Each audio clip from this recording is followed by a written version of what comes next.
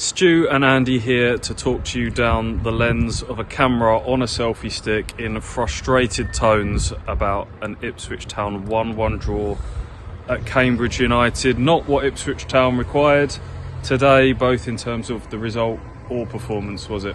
No, not at all. First of all, I'm going to try and keep my head in front of that little light over there because that's irritating me. But no, not anything close to what Ipswich Town needed here today. They needed 3 points. They didn't get them, and so much of that goes down on the first half that was just miles off what we know Ipswich Town can be, and even further off what they probably needed to be today.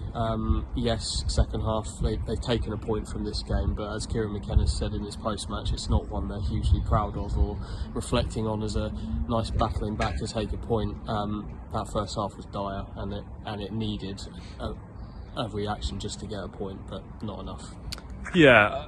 The tone was set inside that opening 15 minutes where Cambridge, with their new experienced players signed in January, McGrandles in midfield, Morrison and Bennett at the back. They're a team that stopped the rot at Lincoln last weekend with the 0-0 draw. They frustrated Ipswich up until the 70-odd minute at Portman Road back in October. So we knew that they were going to be organised, disciplined, hard to beat. And they were that inside those opening 15-20 minutes. And Ipswich, frankly, didn't have much of an answer to that. They lacked. We know Ipswich are at their best when they fast start, when there's urgency, when there's tempo, when they move the ball quickly, and they didn't. It was all a bit slow and pedestrian, and they passed and they probed, but they didn't really do enough to penetrate and find a way through.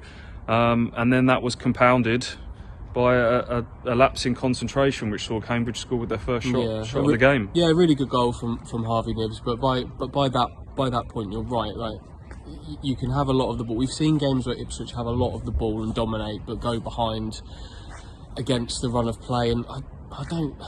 Yeah, it was against the run of possession, but didn't feel like it was against the run of the match. Cambridge were trying to do what they wanted to do, which was get the ball up to Ironside and work off it. That was working okay for them. Ipswich were dealing with it okay as well, but Ipswich just weren't doing what they needed to do, which was to get.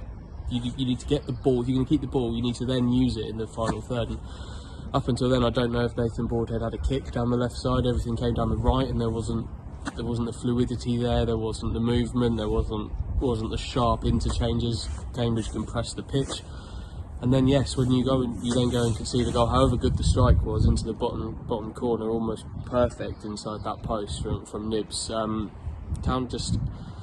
They hadn't done enough to then sort of go back to what was working. You couldn't then reset back to anything because they were already kind of struggling to make their way in the game. So once you're 1-0 down, it became hard for Ipswich to get a foothold because they never really had one, and then it looked as if it was going to be 2-0, which would have been a disaster. Yeah, he was in acres of space for the goal. I need to see that back, but McKenna's talked about sort of a lapse of concentration, and he certainly had enough space to take that shot, as good as a shot it was. And from there, Cambridge suddenly thought, oh, hang on a minute, we're 1-0 up, and Ipswich haven't really come at us here. And the crowd suddenly got a roar of belief about them. They suddenly had a bit of extra belief about them. And Ipswich looked really fragile for a little while, didn't they? And it required a penalty save from Christian Walton to keep the score down at 1-0. Conor McGrandles got into the box far too easily, sold George Edmondson a bit of a dummy, dropped the shoulder. Edmondson takes him down with a trailing leg. No complaints about that penalty at all, I don't think. Thankfully, Christian Walton, full stretch to his right, makes a great save from Joe Ironside, and the Ipswich Town players celebrated that more than I think most goals. Sam Morsey sort of hoiked Christian Walton up by the scruff of his neck with a big roar of celebration, and you were hoping, okay, that's a real let-off here. You've been living dangerously.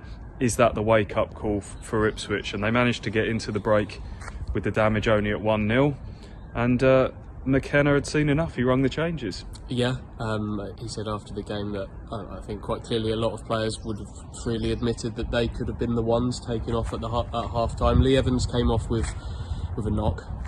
He was the one that was an injury, and then it's the two fullbacks, Harry Clark and Leif Davis, and in their place you get Janoy Donasian, Kyle Edwards, who played off the left, and then Marcus Harness in quite an unusual kind of role that asked quite a lot of him to kind of link now a very distinct defensive and attacking unit, and I thought he did that okay, but it was quite a drastic change. I would call that a 3-1-4-2.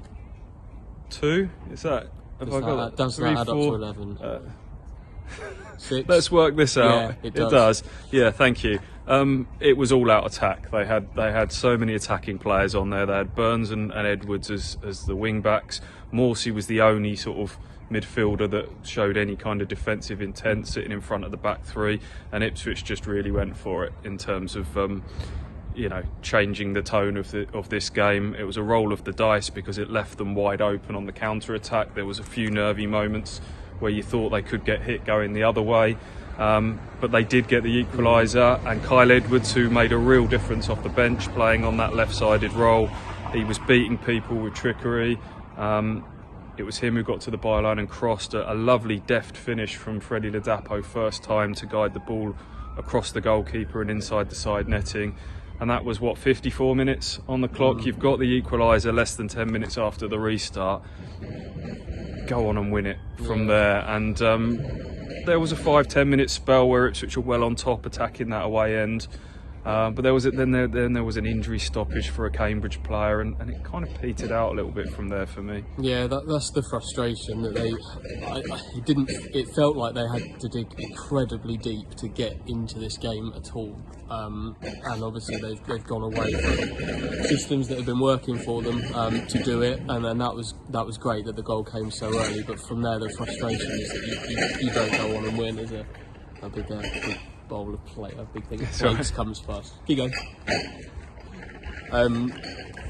Yeah, it's frustrating because the goal came early enough, and Ipswich tails were up at times, but it didn't feel like it was going to happen for me. It didn't at any point really for the second goal, and that really frustrated me. Yeah, I can't really add much more than that, really. The best chance to win it was probably when George Hurst helped back across the 6-yard box, and Nathan Broadhead couldn't quite bundle home from close range. A couple of little moments where Broadhead did a sharp 1-2 with Ladapo, but fired over from quite an acute angle. It was a little bit huff and puff, really. McKenna had just chucked on all of his attacking players, and it was just a bit sort of hopeful that something that would come off, really, and it didn't. So yes, a draw for Ipswich Town. They still haven't won back-to-back league games since late October.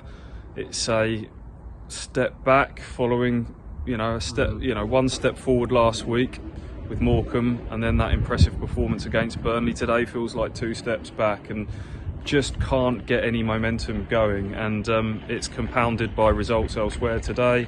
Sheffield Wednesday beat Plymouth 1-0 at home, so that means both of those are 6 points clear of Ipswich now in the top 2. Sheffield Wednesday have a game in hand. Derby won, Bolton won. Both of them are now only 2 points behind. Derby have a game in hand. So it's do or die. It's crunch time now, isn't it? Really.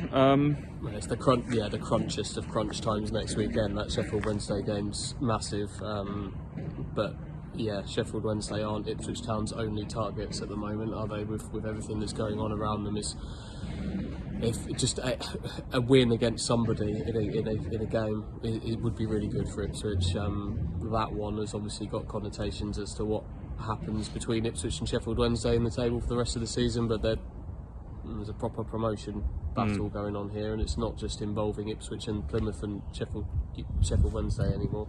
Yeah, plenty of points still to play for. They'll try and keep the mood upbeat. Obviously, nothing is won or lost still at this stage, but these type of frustrating games are just starting to add up a little bit for Ipswich Town now, and it's understandable for those of us that have followed Ipswich Town for quite some time that there is some psychological fragility. It's natural for us to think, here we go again. Yeah. With all the false dawns that have happened in the past. So I completely get why people might be having the wobbles, the jitters at the moment, and it's up to the team to quell those fears. Big week for Ipswich Town coming up.